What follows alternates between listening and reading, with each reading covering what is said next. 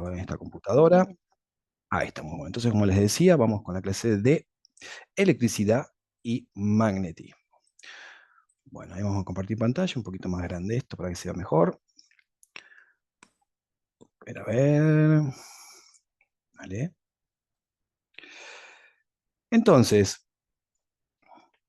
lo primero que podemos pensar hacia esos hidrógenos que tantos vamos a escuchar en resonancia magnética, ¿sí? Acá tenemos una vista de lo que sería un átomo, repaso, esto ya lo tendríamos que saber de pie a cabeza, donde encontraríamos el núcleo, donde encontraríamos los electrones en los orbitales. Recuerden, esto es un modelo así descriptivo de lo que esto sería, sería diferente, diríamos, cuando uno aplica lo que serían estos los orbitales de los átomos. Pero vamos a decir que es un núcleo bien denso, donde se concentran las partículas, que vamos a encontrar los protones, los neutrones y los electrones por afuera. Ahora, cuando hablamos de un átomo de hidrógeno, hablamos que este tiene un solo protón y un solo electrón. O sea, es un átomo lo que sería neutro, ¿sí? Porque tendrían las dos cargas y estaría compensando. Si le faltaría esa carga negativa, de alguna forma ionizamos a ese átomo, a ese hidrógeno, tendríamos un átomo con carga positiva, un cationo o un anión, dependiendo las cargas, ¿verdad? Esto también es otra forma de entender lo que sería la propagación de energía electromagnética, también temas que ya tendríamos a verlo. Sobre todo lo que es, ahí está, sí, sobre todo lo que es este componente eléctrico y magnético que se cancela siempre va en forma transversal a lo que es la propagación de la energía. Y aquí tendríamos lo que es este espectro electromagnético. Nosotros en resonancia magnética vamos a trabajar acá, ondas de radio, los espectros más bajos, o sea, de energía, porque sigue siendo energía, pero esa frecuencia y esa longitud de onda es mucho más grande, más larga. Entonces, no sería radiación ionizante la que estaríamos utilizando. Ya sabemos que a medida que aumenta la frecuencia, se disminuye la longitud de onda, pasaríamos a lo que serían ya partes de radiación ionizante, ultravioleta C, por ejemplo, y ya los rayos X. También repaso de espectro electromagnético y cómo es. Nosotros vamos a trabajar en este umbral. Que no sea ionizante no significa que esto no aplique un riesgo hacia el paciente. ¿Por qué? Porque sigue siendo energía que le estamos transmitiendo, le estamos entregando a ese paciente. Entonces, por alguna forma, esta energía, lo que va a terminar sucediendo es que se disipa, siempre se va a disipar. ¿Y cómo se va a disipar? Es en forma de calor. Entonces va a aumentar la temperatura. Es un tema también que vamos a ir desarrollando a medida que vaya pasando el curso. Por ahora esto, ¿en dónde nos vamos a ubicar? En este umbral, ondas de radio, radiofrecuencia. Y ahora vamos a la parte de electricidad. Lo primero, a veces tenemos esta preguntita ahí, ¿cómo es que una partícula cargada genera electricidad? ¿Por qué lo hace? ¿Mm?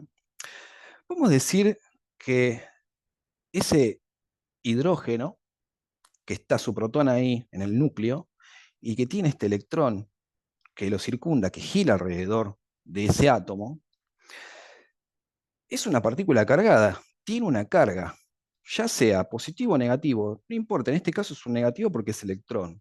Pero ¿qué hace? Se mueve, gira, tan, tan, tan, va para todos lados. Entonces, una de las leyes, que es la ley de la electrostática, nos dicen que las partículas estacionarias, por ejemplo, tienden a entregar energía. Pero ¿qué es lo que sucede? Cuando ésta se mueve alrededor de algo, gira, tiene una espina, a su vez también gira alrededor de ese átomo, esto genera un campo magnético. Entonces podemos pensar que el hidrógeno, con su electroncito ahí dando vuelta, es un pequeñito imán. ¿Por qué? Porque está ese electrón girando alrededor, es una partícula que no está estacionaria, que se está moviendo, ¿sí? Entonces ese núcleo presenta un comportamiento magnético, tiene una pequeña carga que hace que se gire y a su vez genera un campo magnético. Entonces, de alguna forma también podemos manipularlo. Que eso es lo que hablábamos en la clase anterior, que decíamos de que todos los hidrógenos se iban a poner siempre apuntando en una misma dirección. Bueno, ¿por qué pasa esto? Justamente por este electrón que gira alrededor y que le confiere esa propiedad, que es como un pequeñito imán. Entonces, bueno, por un lado ya sabemos, cargas positivas de los protones, cargas negativas.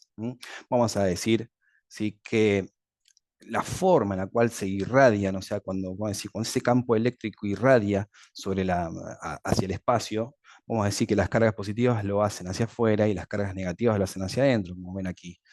Cómo es la irradiación de ese campo eléctrico sobre una partícula, en realidad. En este caso vamos a expresarlo como una partícula estacionaria. ¿Mm? Después otra preguntita que hace en este caso, si recibiste una corriente cuando tocaste una puerta, tocaste a alguna persona, que hiciste tac, ay, ¿qué pasó?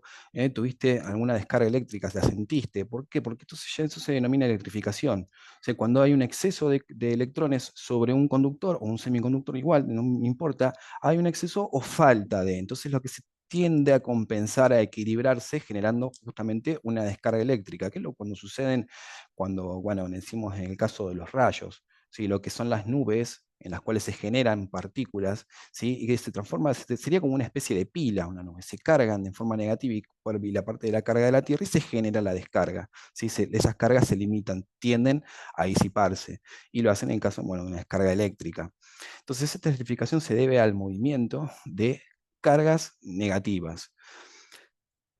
¿De qué forma podemos decir que se pueden llegar a juntar, digamos, cargos, se pueden almacenar cargas? Pueden ser por varias formas, por fricción, por inducción también, inclusive. Y a su vez también, cómo tienden estas, ¿sí? A, ¿cómo decirlo?, juntarse en un solo lugar. Mira, me estoy yendo de este, vamos a dejarlo ahí. Por ejemplo, hay, ¿cómo decirlo?, instrumentos, ¿sí? En los cuales se generan, por ejemplo, una descarga eléctrica. Vamos a suponer lo siguiente, nosotros tenemos un conductor X, hacemos una fricción sobre ese conductor. ¿Mm? Vamos a generar que por fricción se junten cargas. ¿Sí? Ahora ese conductor de alguna forma nosotros lo doblamos o una punta, las cargas se van a poner ahí, se van a concentrar en ese lugar, en donde está la curvatura del espacio más acentuada. Entonces eso es una herramienta que se llama un látigo de ganado, por ejemplo, donde se juntan cargas, tac, y se le da una descarga a los animales, bueno, para que sigan un camino, por ejemplo. Esta parte de conductores y demás que vamos a seguir desarrollando es importante porque tenemos que entender que cuando estamos en resonancia tenemos un campo magnético muy grande, tenemos otros campos magnéticos pequeños que hacen que todo esto funcione de una forma y tenemos que ahora entender por qué, pero antes tenemos que también ahí desarrollar algunas cosas. A ver, también lo mismo, conductores y aislantes por un lado. ¿Qué conduciría la electricidad? Nosotros sabemos que los metales, por ejemplo, conducen la electricidad, pero no todos los metales se comportan como de la misma forma. ¿Cómo es su estructura, podemos decir, sus uniones metálicas que hacen que los electrones se vayan fluyendo entre sí mismos? Hace que también no sea lo mismo un metal por sobre el otro. Tienen diferentes características, no son todos iguales. Metal, el cobre, el oro, cada uno tiene su propia característica, pero en general, aquellos metales que conducen el calor tienen esa facultad de también de conducir la energía.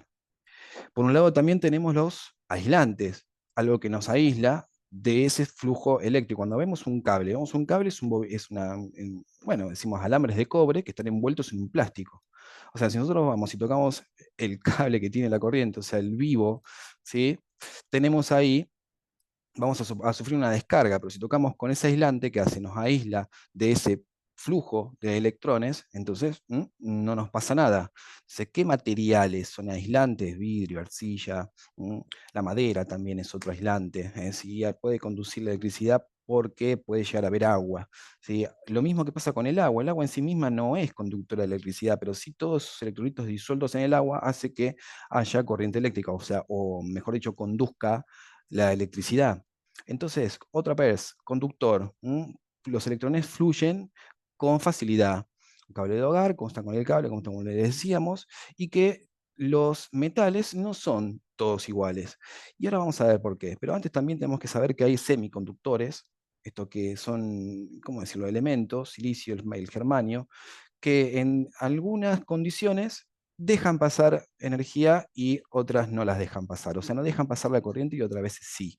Eso depende de qué condición está puesto ese semiconductor. O sea, por un lado es podríamos decirlo, un conductor y por otro lado sería como un aislante también. Entonces son para los chips que hacen que fluya estos impulsos eléctricos por sobre un circuito, y estos materiales lo que hacen que en algunas condiciones no dejan pasar o dejan pasar la energía.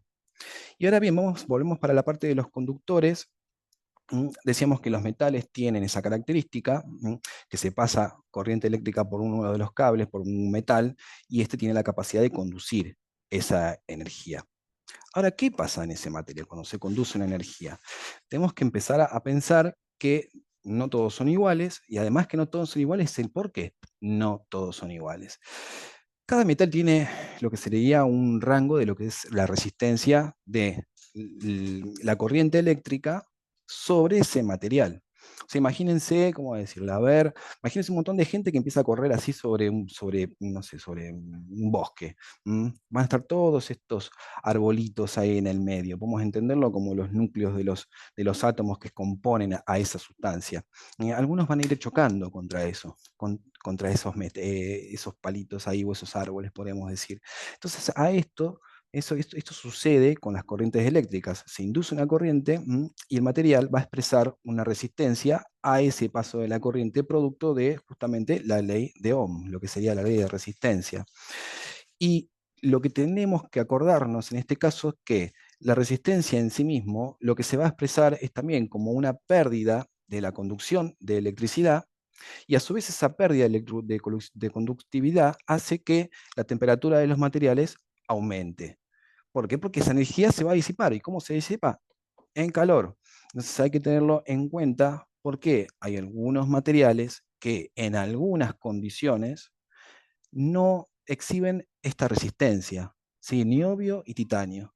Son dos metales que si los enfriamos mucho, mucho, mucho, cambia la estructura de ese metal a lo micro, a lo atómico, cambian, se forman unos pares eléctricos y hacen unos pares de electrones, mejor dicho, y hace que esta energía fluya por ese cable sin perder absolutamente nada de energía.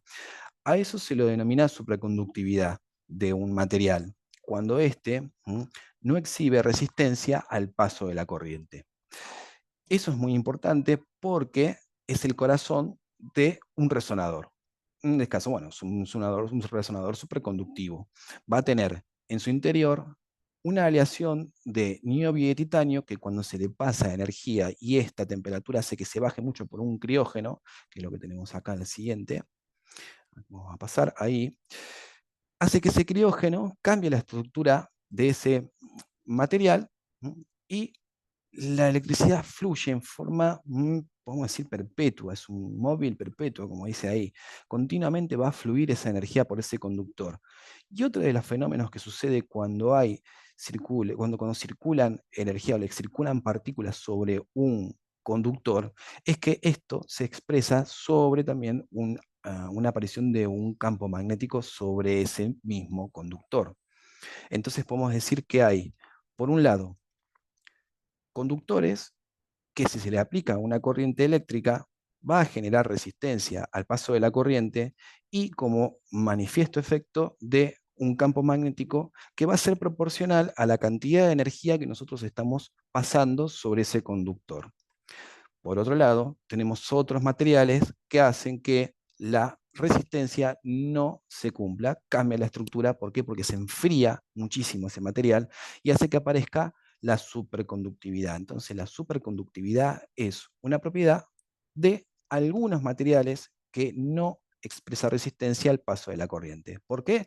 Porque la temperatura crítica, o sea, mínima, es muy baja, está muy, muy frío ese material, y hace que esta energía pase sobre, en forma, digamos, perpetua, y a su vez también genere campos magnéticos muy, muy altos, que se pueden llegar desde el orden, no sé, vamos a darle un ejemplo, a lo que trabajamos en resonancia, más o menos estamos hablando de un Tesla y medio, 1,3, pero en experimentales puede pasar a 7, puede pasar hasta 11 Tesla, o sea, campos magnéticos realmente muy, muy fuertes. Entonces, virtualmente, digamos, uno podría pasar toda esa cantidad de energía y generar campos muy grandes. Lo que pasa es que empieza a haber problemas ya con lo que es los propios equipos, los mismos componentes del resonador, que hace, digamos, que el propio campo magnético interfiera con todo. Entonces, no se puede, digamos, virtualmente aumentar el campo magnético de ese conductor, o mejor dicho, de ese bobinado, ese solenoide, al infinito. No se podría. Siempre habría un tope. Pero recordemos estas dos partes, los conductores por un lado y qué característica tienen los superconductores.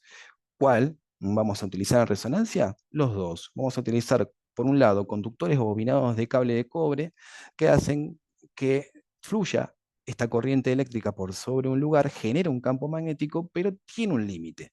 Vamos a poder pasar hasta una cantidad de energía. ¿Por qué? Porque la resistencia de ese material va a hacer que aumente la temperatura y el cable se funda. Y vamos a querer que nuestro resonador se funda. Entonces, por un lado, tenemos los superconductores y a su vez también tenemos los resistivos, que eso ya lo habíamos visto en la clasificación de campos magnéticos, sí, del magneto del resonador.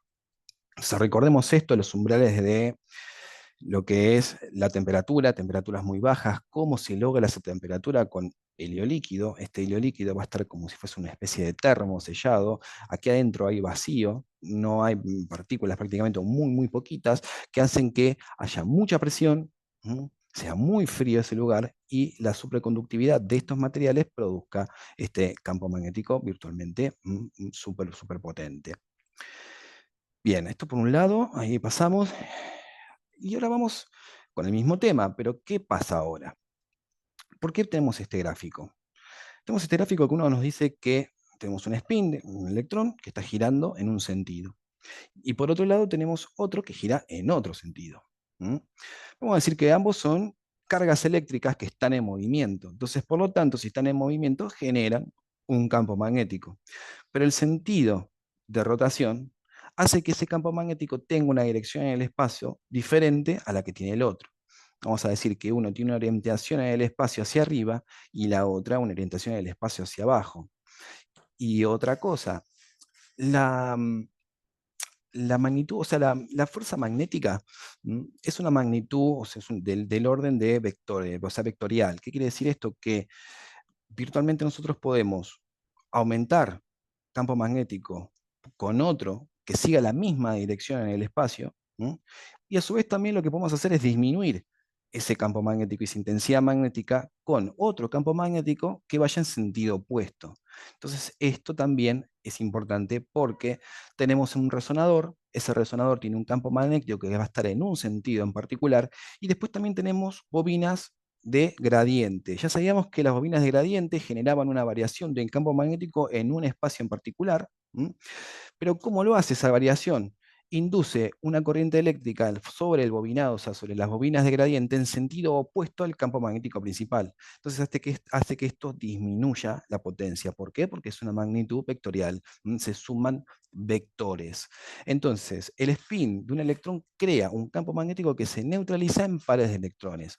No sé si lo habrán visto ya cuando teníamos eh, como decir, la regla de las diagonales, no sé si se acuerdan de eso, cuando poníamos y se dibujaba lo que serían las configuraciones electrónicas de los átomos. ¿Sí? Eso lo veían en la tabla periódica, recuerden cómo era eso, eran 2s2, 2s2, 2p2, bueno, se van acomodando en pares. Entonces, ¿qué pasa? Por más que haya diferencias, vamos a suponer que haya diferencias entre estos dos pares se van a terminar cancelando entre sí. Pero el hidrógeno, ¿qué le pasa? No tiene par, tiene uno solo. Entonces no se puede cancelar. Eso es lo que le da, lo que le confiere esta propiedad en la cual podemos imantarlo, podemos manipular ese momento magnético de esos protones o de ese hidrógeno. ¿Por qué? Porque tiene uno solo y no se está cancelando con ninguno. Entonces la pregunta sería, ¿existen más átomos que se pueden magnetizar, o sea, que podemos manipular momentos magnéticos? La respuesta sería que sí, existen. ¿Por qué? Cualquiera o cualquier núcleo que tenga número impar de electrones, esto o este le va a conferir un momento magnético muy fuerte a ese átomo. Entonces también se podría manipular ese momento magnético. Entonces, ¿cuáles podrían ser, por ejemplo, otros núcleos que se podrían llegar también a hacer una resonancia magnética, o sea, obtener una señal de estos?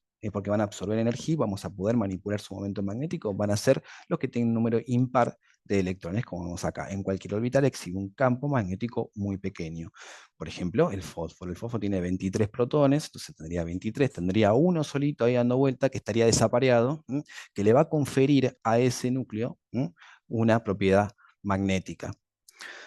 Después también teníamos lo que son los comportamientos, digamos, de lo que es la materia por sobre los campos magnéticos, y tendremos este comportamiento paramagnético, pero bueno, me estoy adelantando. Les digo el comportamiento paramagnético, en estos casos tienen muchos electrones desapareados. Entonces tienen un comportamiento paramagnético, o sea, muy, muy fuerte. Quiere decir que estos sienten un campo magnético, lo perciben, ¿sí? Pero al mismo tiempo no se puede magnetizar. Ya vamos a ver por qué, porque me fui un poquito. A ver, en general entonces, cuando nosotros vemos este gráfico acá, estamos viendo de que todos, en este caso vamos a pensar que son todos hidrógenos, y estos todos se distribuyen en forma aleatoria en el espacio. Entonces, ¿qué es? La magnetización es igual a cero, no hay magnetización, ¿verdad? Ahora, cuando se meten dentro de un campo magnético potente, estos hidrógenos van todos a obedecer esa dirección en el espacio, generando un vector de magnetización, una potencia en este caso, que este sería la base de la resonancia magnética, manipular justamente esto, toda esa alineación, todos esos núcleos puestos en una misma dirección. Entonces las cargas eléctricas que rotan también inducen un campo magnético. El protón rota sobre su eje y crea un dipolo magnético nuclear denominado momento magnético. Cuando salimos del resonador, este momento magnético desaparece, en realidad no desaparece, quedan todos en forma aleatoria, entonces no hay lo que sería un vector de magnetización. Pero si lo metemos dentro del resonador, sí. ¿Por qué? Porque tienen un electrón desapareado en sus orbitales que mueve alrededor, y al moverse alrededor genera un campo magnético que es lo que vamos a manipular en sí mismo. Y recuerden también las direcciones, ¿verdad? No es lo mismo un sentido de una dirección, en el caso de corriente eléctrica, que uno que va en sentido opuesto. ¿Por qué? Porque son magnitudes vectoriales, entonces quiere decir de que podemos sumar o restarle potencia a un campo magnético. ¿Y cómo podemos conocer eso? Bueno, ya vamos a eso también.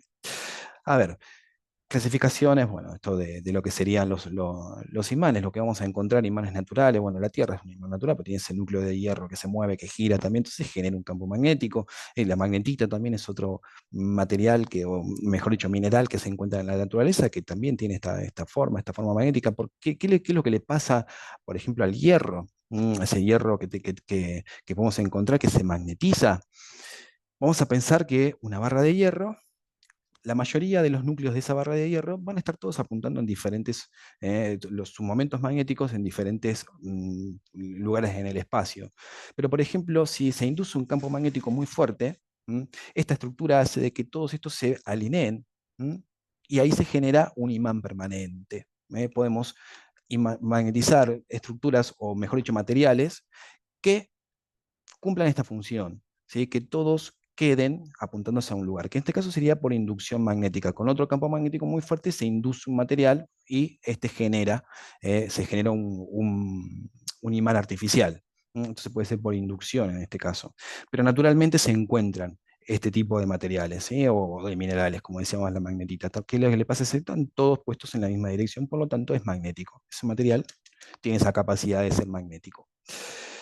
Por lados permanentes artificialmente inducidos, como decíamos, aquí veíamos un resonador, ¿verdad? Bueno, en realidad no un resonador, sino el corazón, podemos decir, el imán, toda esta masa de hierro gigante que hay acá en el medio, que qué es lo que le pasa a todos estos átomos de hierro ahí metidos, están todos apuntados en la misma dirección. Entonces hay un campo magnético que se expresa. Y por otro lado también los electroimanes. En este caso no estaría conectado acá, pero ¿qué tendríamos? Un cable, que este cable está enrollado sobre también una barra de hierro, que bueno, si se cerraría el circuito, en este caso tendríamos un electroimán. Esta acá es una pila, ¿verdad? Sería una pila. Entonces, al inducirse una corriente con un electroimán, lo único que tendríamos que hacer es juntamente cerrar el circuito para que la corriente pase sobre el mismo. Y a su vez también, bueno, esta corriente se puede utilizar inclusive hasta para quemar sustancias o materiales y demás. ¿Por qué? Porque también genera calor, ese flujo de energía. ¿Por qué? Por la resistencia del material va a aumentar la temperatura suficiente como para poder quemar. Los electroimanes entonces consisten en un árbol envuelto, como decíamos, cuando una corriente eléctrica se dirige a través del alambre de un cable, crea un campo magnético, y la intensidad del campo magnético es proporcional a la corriente eléctrica también, como veníamos diciendo. Más energía, más campo magnético, pero cuidado con la ley de Ohm, con la resistencia de ese material al paso de la corriente. ¿Qué más de esto? Bueno, nada más potencia magnética, eso ya está más o menos. Después, por ejemplo, esto para conocer en qué dirección circula una corriente y, obviamente, ese campo magnético que se induce, que es lo que vemos aquí en flechitas verdes, qué dirección también tiene. Esto es lo que veníamos hablando anteriormente, que se pueden sumar o se puede restar potencia en campo magnético. ¿Por qué? Por cómo va el sentido de ese bobinado, de ese cable que está enrollado de una forma, tiene un sentido, de dónde se aplica la corriente, qué dirección sigue la corriente sobre ese cable. Entonces se induce un campo magnético en una dirección o podemos inducirlo también en otra dirección. ¿Por qué? Porque la corriente circula en sentido opuesto al que estamos inicialmente hablando, ¿verdad? O sea, dos sentidos. Esto se puede sumar o restar. ¿Viste el solenoide? Recuerden que era, a ver, para hacerlo así más o menos cortito, también vamos a hablar de un bobinado, de ese bobinado de cable. ¿Para qué se usan los solenoides? Bueno, para levantar campos magnéticos por un lado, para generar electroimanes, por otro lado también lo que serían los transformadores. Cuando estamos, por ejemplo, en las líneas de alta tensión, se manda un paquete inmenso de energía sobre un lugar, entonces, ¿cómo hace para que de toda esa energía que viene de no sé de dónde, muy lejos, con tanta cantidad de energía, baje y tengamos electricidad en nuestra casa? Hay transformadores de alta y transformadores de baja. De virtualmente con un flujo de energía X, vamos a ponerle un valor X, ¿sí? Si tenemos un transformador de alta, o sea, tiene muchas cantidades de vueltas esa espira, vamos a aumentar la potencia X inicial. Cosa que lo contrario sería si tiene pocas espiras, vamos a disminuir la potencia. Entonces serían transformadores de alta, transformadores de baja. Y el sentido opuesto, en este caso, cuando de la regla de la mano derecha, para conocer el sentido justamente de esa corriente, también se puede inducir corrientes en sentido opuesto, que hace que se puedan manipular la intensidad de un campo magnético. Entonces, esta a su vez se puede identificar aún más si se enrolla bobinado alrededor de material ferromagnético. Siempre la mayoría de los transformadores, por ejemplo, tienen en su lado tienen una H de hierro también ahí enrolladito que hace que aumente la potencia. Este es un dispositivo entonces se lo conoce como electroimán, que esto ya lo veíamos también en el gráfico anterior. Entonces, como para recordar, la fuerza magnética es una magnitud vectorial, sumar o restar potencia dependiendo, ¿sí?, de la dirección de ese campo. Sistemas de resonancia magnética, tenemos que pensar ya en el centro, o sea, en el núcleo, en el corazón de ese campo magnético fuerte potente que tenemos ahí, estático, que va a tener siempre la misma potencia, pero también existen otros, que van a alterar a ese campo magnético principal. Y esos otros que lo van a alterar, ¿cómo lo van a alterar? Disminuyendo la potencia del campo magnético principal en una dirección del espacio, X. Entonces, ¿por qué? ¿Por qué? Porque es una magnitud vectorial. Entonces, ¿cómo iría la corriente? Va a ir en corriente en sentido opuesto al campo magnético principal. ¿Por qué? Porque estaríamos disminuyendo la potencia. Entonces, el campo magnético de los electrones siempre se va a oponer a la dirección del campo magnético principal. Esto es un fenómeno que se llama apantallamiento electrónico, que esto lo vamos a ver un poquito más así en detalle cuando veamos espectroscopía por resonancia magnética. Pero siempre pensemos de que los electrones, de las sustancias, diríamos, X del cuerpo, siempre se va a oponer, ese campo magnético muy, muy pequeñito que se genera, pero que está ahí, se va a oponer al campo magnético principal. Entonces va a generar una variación. Entonces, al generar esa variación tan, tan pequeñita, pero se puede medir. Entonces, a poder medirla, podemos identificar en espectroscopía, por ejemplo, metabolitos disueltos en una parte del cerebro, por ejemplo. Vemos una imagen ahí en el cerebro, no sabemos bien cómo se trata, cómo se porta, gadolinio, bla, bla, bla, bla. Entonces, se hace una espectroscopía para poder ver qué moléculas hay ahí adentro. Bueno, a ver, entonces tenemos el lado de espectroscopía, bueno, la regla de mano derecha, perfecto. Acá llegamos a lo que es el gadolinio, lo que sería, fíjense, gadolinio es, ¿cómo decirlo? El 99% de todos los estudios por contraste de resonancia magnética van a usar este metal, es el gadolinio. Y este, como decíamos, tiene muchos electrones desapareados. Entonces tiene un comportamiento magnético bastante importante. Entonces, diamagnético, esto es el comportamiento de los materiales frente a un campo magnético. Vamos a entender diamagnéticos cuando son rechazados por los campos, ferromagnéticos cuando son atraídos y paramagnéticos cuando tienen este comportamiento ferromagnético y no magnético al mismo tiempo. La diferencia es que, supongamos que tenemos una barra de hierro y una barra de gadolinio. ¿Mm? A esa barra de hierro, si se la induce un campo magnético, si se le induce, mejor dicho, un campo magnético, esos hierros, esos átomos de hierro, se van a acomodar todos siguiendo ese campo magnético principal y vamos a tener como resultado un imán. En cambio, si tenemos esa barra de gadolinio, no. Estos van a percibir el campo magnético principal, pero ¿qué pasa? No vamos a poder inducirlo permanentemente a esa barra. ¿Por qué? Porque la configuración electrónica que tiene. Esto es lo que les decía de que eran las reglas de las diagonales. Tiene este metal tiene esa característica, tiene muchos electrones desapareados que hacen que cuando, claro, imagínense, tenemos un montón de electrones desapareados dentro de un campo magnético potente. ¿Qué pasa? Ahí todo el medio circundante va a decir, pero ¿qué está pasando acá? Hay campos magnéticos por todos lados. Entonces, de alguna manera eso va a afectar a la imagen y ya vamos a ver por qué. Entonces, bueno, el disprosio también, pero es prácticamente algo que no se usa. Y también hay otros medios de contraste que se utilizan partículas de hierro, para que lo tengan en cuenta también, que ya vamos a llegar a esa clase también, de a poquito a poquito. Ley de Faraday, como repaso, ¿qué es lo que tenemos que saber de esto? ¿Mm? Se induce una, o sea, mejor dicho, ¿cómo podemos generar una corriente eléctrica? ¿Sí? Acá tenemos un gráfico que vamos a ponerlo ¿cómo así? Vamos a ir describiendo lo que es. Tenemos un campo magnético acá, como vemos, norte y sur, tiki, y acá adentro tenemos una espira, y esa espira lo que va a hacer es girar. ¿Mm? Al girar esa espira sobre un campo magnético, ¿mm? Va a aparecer una corriente eléctrica sobre los conductores que vemos acá. Entonces, ¿qué es lo que nos dice el principio de Faraday de inducción? Que si tenemos un campo magnético variable, ¿m? Este varía en el tiempo, y un conductor, en ese conductor se va a generar un campo magnético. ¿M? O podemos decir también una corriente eléctrica. ¿Sí? Entonces, siempre esa palabrita variable, inducción electromagnética, una corriente eléctrica se induce en un circuito si alguna de estas está situado en un campo magnético variable. Si no hay variación de campo magnético, o sea, si no hay movimiento, en este caso lo que gira es este espiralado que tenemos aquí, este motor, ¿verdad? Esto giraría. Entonces podemos entender que un dínamo transmuta la energía cinética entregada a esto, que es este rotor, ¿m? En energía eléctrica producto de campos magnéticos que varían, ¿m? Y generan, ¿sí? Una corriente eléctrica. Bueno, para aumentar la velocidad, mejor dicho, para aumentar la potencia, aumentar la velocidad, bueno, algunas cositas que van de detalle. Y por último, creo que es esto, sí, que es lo que era la ley de Lenz.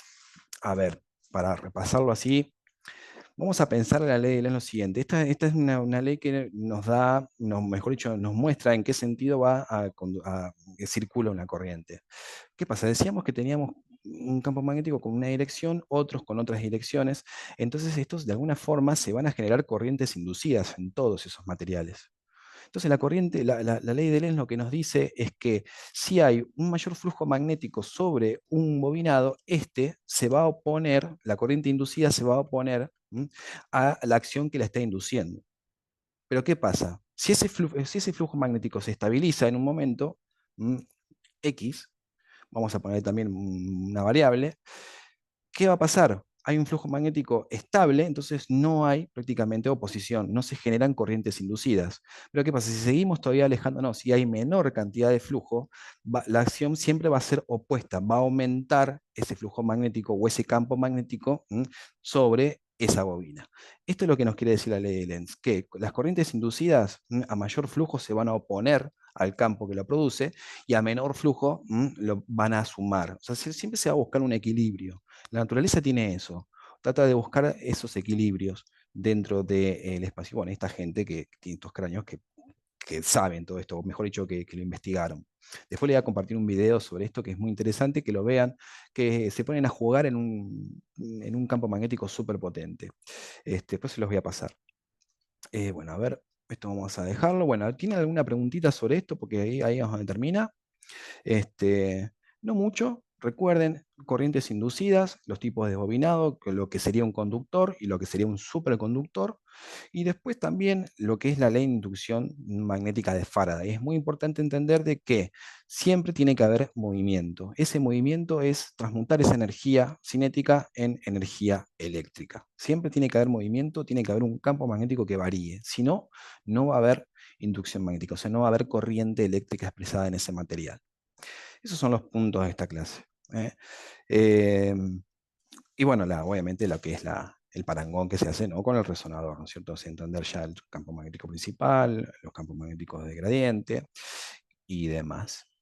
Bueno, si tiene alguna cosita, algo que decirme, los escucho. Queda acá 2 minutitos de sesión y listo. Les comento también que traten de mirarlo ese video, pues se los voy a poner ahí en el enlace en el campus para que lo tengan. Mírenlo porque es súper interesante. Hace que todo esto que fuimos diciendo lo vean ahí, porque esta gente se meten dentro de un superconductivo, si alejados, ¿no es cierto? Tiene una parte donde sale el campo magnético hacia afuera y juegan con cosas, con cámaras de visión, diríamos, de temperatura, que hace que se vea justamente los aumentos de cómo se disipa la fuerza magnética en calor y demás. Está excelente ese videito, así que después se los voy a pasar. Bueno, no sé si tiene algo que preguntar, decirme. Un minutín. Bueno, veo que no. Ahí estamos. Bueno, bastante. Ok, ninguna duda. Perfecto. Vamos entonces, bueno, para la parte que sigue, vamos a ver columnas. Todos protocolos de columnas y variaciones y demás. Así que, bueno, los espero en un ratito. Recuerden, desconecto acá 5, 10 minutitos aproximados que se genere esa grabación, así no se pierde, ¿sí? Y nos volvemos a conectar. ¿Ok? Así que, bueno, desconecto y nos vemos en un ratito.